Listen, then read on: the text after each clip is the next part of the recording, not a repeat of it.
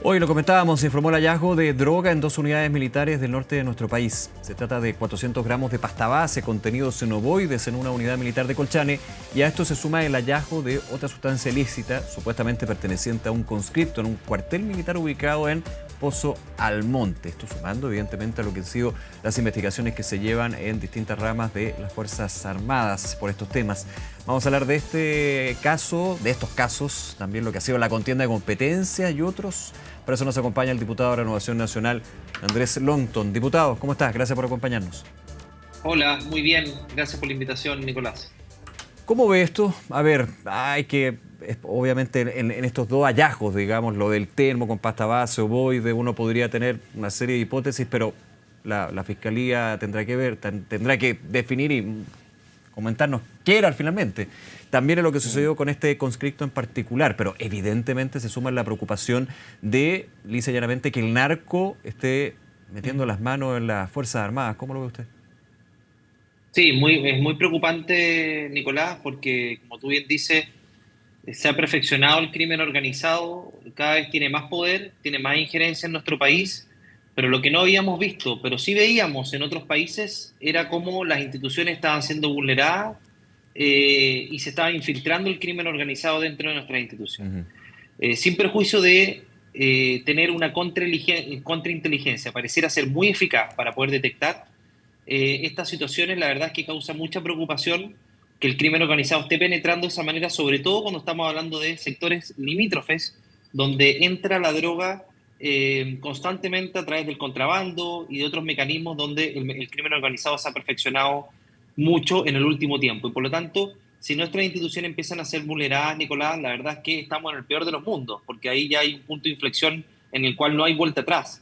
Y en ese sentido, instituciones con tanto prestigio en nuestro país y que además están a cargo de la defensa de todos nosotros, es necesario que adecúen los protocolos e intensifiquen los controles, pero también esa contrainteligencia tan importante para este tipo de situaciones. Y ahí, Nicolás, tenemos una oportunidad muy importante en la comisión mixta a propósito de la ley de inteligencia del Estado, que está pronto a salir para reabrir el debate respecto a la contrainteligencia de las Fuerzas Armadas, de las policías y de Ya, las pregunta policías ahí. para efectos de poder, para poder Sí. hacer un doble clic con respecto a esto y ver de qué manera se pueden mejorar los controles que hoy día lamentablemente no han tenido en estas situaciones que son bastante dramáticas desde el punto de vista de la seguridad. Entiendo. Ahora, una duda con respecto a la ley, que bueno que usted lo mencione. La ley de inteligencia que está siendo discutida en el Congreso, ¿permite una investigación de las Fuerzas Armadas considerando el hermetismo de los propios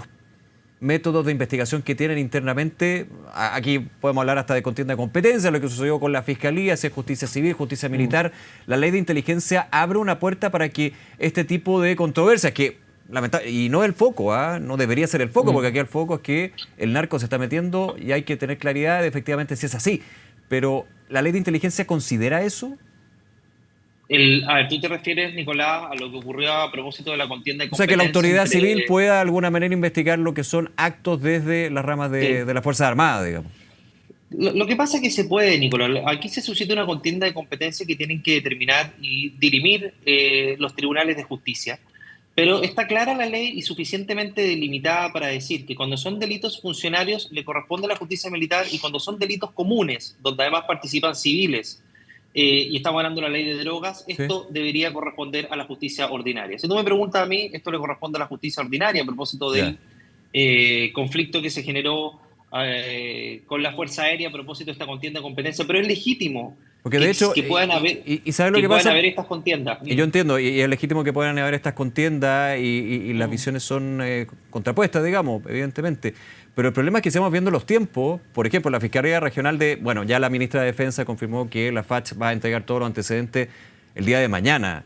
Pero en términos de la contienda de competencia, el paso legal, el 18, entiendo, de julio. Es decir, la próxima semana se podría recién dar la hora para poder definir la Corte de Apelaciones de Iquique si es justicia civil o militar. ¿A qué voy con esto? Que se pierde tiempo también en la investigación y se pone Sí. sobre aviso a quién hay que investigar, ¿no? A quién hay que buscar. Sí, a ver, a mí no me cabe duda que la justicia militar está indagando, está haciendo las Claro, no es que dure eso. indagaciones correspondientes, no es que no está haciendo nada. No, A de mí todas maneras. la la justicia militar está haciendo su trabajo. Pero no puede ir sin a investigar civiles, po. Ese es el punto. Claro, totalmente. Y esto obviamente yo creo que a todas luces involucra a civiles porque esa droga no llega ahí por arte de magia, ¿no? Esa droga llega ahí porque tiene que tener una relación directa o indirecta con el crimen organizado. Pero ahí, Nicolás, para responder tu pregunta Sí. respecto a la ley de inteligencia, claramente que ahí se podría explorar la posibilidad que estos dilemas o estas contiendas de competencia puedan resolverse más rápido, considerando además que estamos frente a casos, a mí me parece inéditos en las últimas décadas desde el punto de vista de que el crimen organizado, en la historia de Chile, que el crimen organizado esté penetrando en algunas instituciones y por eso obviamente que si en este caso es necesario apurar esa decisión de un tribunal de justicia para efectos de no perder tiempo en investigaciones, además Nicolás, que probablemente el Ministerio Público ya tenga desarrollada desde el punto de vista de otra arista, directa o indirectamente, Sí, claro. a propósito de lavado de activos o Claro. ingreso de drogas por la frontera. Ahí ha hecho un gran trabajo la fiscal Trinidad Steiner, que tuve la oportunidad además de reunirme en Colchane cuando visitamos la frontera de nuestro país, pero hoy día nuestra frontera está siendo un pasadizo, y si ese pasadizo además cuenta con la venia de quienes tienen que resguardar la misma, obviamente que estamos en el peor de los mundos, pero no me cabe duda, Nicolás, que esa contrainteligencia que ha actuado tan eficazmente va a determinar las responsabilidades correspondientes y vamos a llegar a buen puerto desde el punto de vista de fortalecer instituciones además que cumplen un rol tan importante y tan valorada en nuestro país. Diputado Lonton, usted habla de hecho inédito y quiero profundizar un poco en eso, porque han habido casos, aislados en términos del número, parto de la base, en las Fuerzas Armadas de consumo de droga, que no digo que no sean graves, pero es muy distinto a cuando pasamos del consumo de droga de funcionarios a el tráfico de drogas por parte de funcionarios. O sea, evidentemente una escala completamente distinta, grave las dos, pero distinta la escala. ¿Usted ve una escalada, digamos, en este sentido, en que se vaya cimentando una situación más delicada, más grave con respecto a esta situación? Sí, totalmente. Por eso, Nicolás, la contrainteligencia produce inhibir o disuadir que este tipo de situaciones se produzcan. Si funcionarios pretenden transgredir obviamente los códigos propios de las instituciones de las Fuerzas Armadas que tienen que ver con, obviamente, cumplir con un deber patrio, que tiene que ver con resguardar la seguridad de todos los chilenos frente a amenazas, sobre todo externas, y corre el riesgo de ser descubierto, obviamente que puede inhibir ese tipo de conductas, pero también lo que llama la atención y tiene que ser obviamente reparado y prevenido desde el punto de vista de la formación y conducta de algunos miembros de estas instituciones es precisamente el tener la intención de poder en algún momento traficar droga o consumir droga dentro de una institución que obviamente tiene ciertos códigos de conducta bastante estrictos para que ese tipo de cosas no se produzcan. Por lo tanto, también, más allá de los protocolos y la contrainteligencia, Nicolás, creo que también es relevante el proceso de formación para que revisar el proceso de formación, obviamente, para poder detectar este tipo de situaciones que no me cabe ninguna duda que son hechos aislados dentro de una institución donde cada uno de sus funcionarios cumple un rol importante, muy relevante para nuestra patria. Ahora, hay un análisis que me parece bien interesante para esto, a la espera de lo que haga el trabajo en términos de la Fiscalía, ya sea de militar o civil, en términos de la investigación, para ser súper objetivo y cuidadoso al respecto. Pero interesante el análisis en términos de que hay un elemento que juega a favor de algunos temas, pero también en contra. Me refiero a la ley de infraestructura crítica, a que sean las Fuerzas Armadas quienes cooperen con las policías para la situación de migración irregular en la frontera. ¿Tiene esto que ver con el narcotráfico? No necesariamente directamente. ¿En qué sentido? Se ha dicho que el que estén más expuestas las fuerzas militares en la frontera hace que sean más permeables, digamos, al crimen organizado. ¿Usted ve este tema también y que hay que hacer un causa-efecto? Que es indeseado, digamos, porque el objetivo es un objetivo positivo, digamos, en términos del mayor control de la frontera, pero termina permeando o exponiendo más a funcionarios, por ejemplo, del ejército. Sí, lo que pasa es que, a ver, Nicolás, los funcionarios del ejército y las Fuerzas Armadas en general tienen una formación bastante rígida, estricta, de años. Por lo tanto, ellos están preparados para este tipo de situaciones. Ahora, pero sabemos cómo actúa el narco en otros países. No va directamente a la persona, sino al círculo de la persona a través de amenaza, extorsión. Es verdad, y lo hemos visto a propósito de gendarmería, Nicolás, Por de ejemplo, cómo ponen coronas de rosa en las casas, en los autos y amenazan a las familias. Por lo tanto, yo creo que en virtud de esta investigación que se va a realizar, sería bueno detectar esos elementos. Hubo un hecho de corrupción, hubo amenazas, y en virtud de eso, mejorar los protocolos de las Fuerzas Armadas y de las instituciones policiales en general. Porque más allá de las penas, más allá de la protección, acá puede haber un círculo cercano, como tú dices, familiar, que corre riesgo.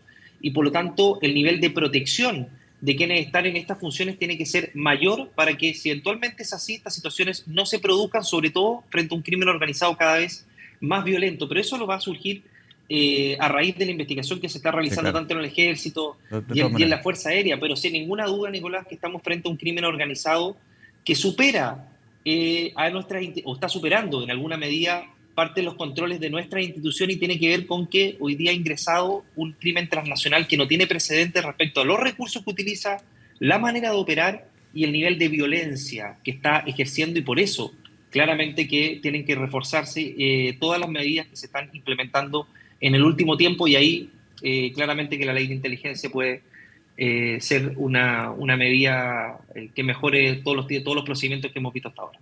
Comencemos de otro tema de seguridad, diputado Longton. Ayer se aprobó en general en la Cámara el proyecto, la idea de legislar, el proyecto de ley que modifica la ley de responsabilidad penal adolescente, aquellos que cometan delitos graves. ¿Cómo ve usted lo que fue la votación? Parte del oficialismo votó a favor de la idea de legislar, pero también en contra. ¿Y cómo ve encaminado este proyecto y profundizar también en su efecto?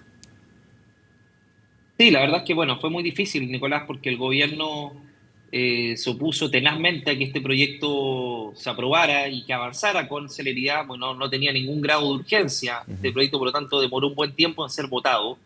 Y la verdad es que tuvimos un enfrentamiento político legítimo, pero que nosotros no compartimos respecto a que el gobierno dice que no hay que subir penas y no hay que castigar más duramente a los adolescentes que cometen delitos graves, y nosotros estamos en la otra vereda. Nosotros, incluso algunos sectores de centro, votaron a favorablemente el proyecto, y algunos partidarios de gobierno también. Sí, Pocos, pero también lo hicieron. claro, la votación en Y general, recordemos, la idea de legislar, entrar la, al fondo del proyecto.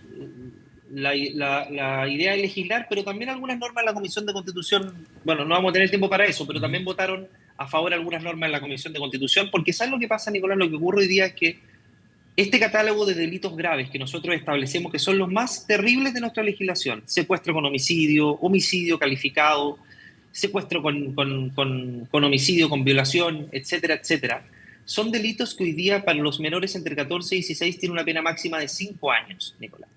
La pregunta es si es que se repara el daño, o alguien o algún joven, un delincuente se rehabilita en ese espacio de tiempo que finalmente termina siendo un espacio de tiempo mucho menor. Entonces, cuando uno conversa con víctimas,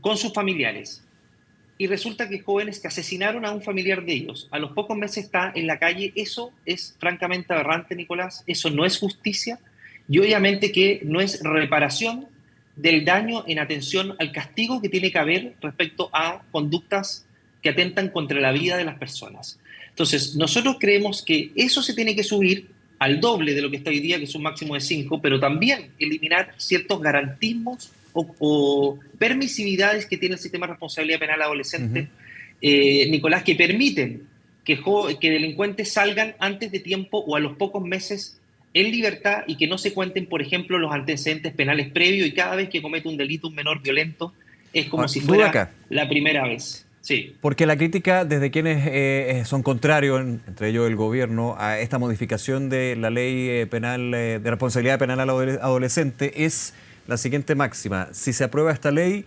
los jóvenes que cometan delitos graves van a terminar cumpliendo pena de cárcel mayor, pero en los mismos recintos penitenciarios que los adultos, por lo cual la Mm. eventualidad y posibilidad de reinserción es imposible.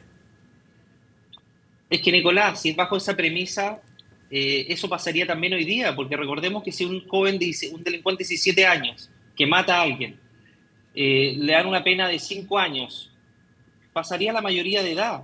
Hoy día estos jóvenes están en centros de internación provisoria cerrada, que son centros distintos a los adultos, porque la pena se aplica cuando, o se interpone la condena cuando son menores de edad. Por lo tanto, ese fenómeno podría pasar perfectamente hoy día, pero lo que ocurre es que estos jóvenes siguen, a pesar de que pasaron la mayoría de edad, en centros de internación provisoria cerrada. Eso nosotros no lo tocamos, no lo modificamos, Ya.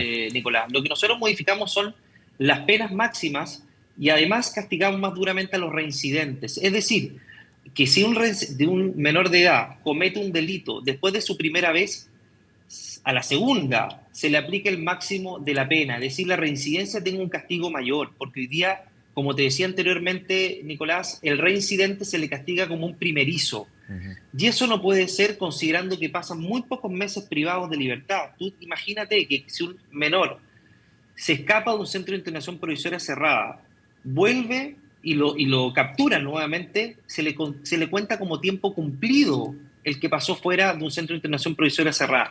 Entonces eso francamente es vergonzoso, inconcebible, no hay sentido de justicia, no es justicia para las familias que una cosa así ocurra. Y por otro lado, Nicolás, hoy día la subjetividad que establece la Ley de Responsabilidad Penal Adolescente para que los jueces puedan libremente cambiar el sistema de internación provisoria cerrada para uno semicerrado o en el medio libre es muy alto, sin haber cumplido un mínimo privado de libertad. Entonces la verdad es que entramos en una puerta giratoria permanente, Nicolás, donde los delincuentes menores de edad entran y salen de centro de internación provisoria cerrada porque además conocen la ley perfectamente y saben que delinquir, sobre todo jóvenes que cada vez cometen delitos más violentos en nuestro país, a los pocos meses van a recuperar la libertad y eso tiene que cambiar. Diputado Andrés Longton, nuevamente gracias por esta entrevista. Que esté muy bien. Muchas gracias a ti, Nicolás. Nos vemos, hasta luego. Buenas tardes.